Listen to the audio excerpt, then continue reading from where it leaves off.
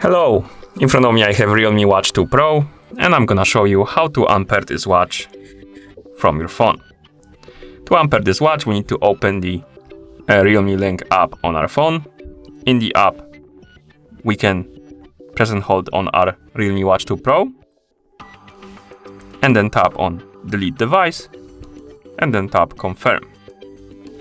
You can also tap on REALME Watch 2 Pro to open the REALME Watch 2 Pro screen. Here you can tap on More Options icon to open the menu.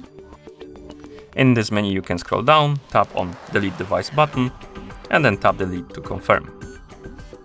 Once you confirm the deletion, the watch will disappear from the list of devices right here, and it's gonna reset itself to the factory default settings.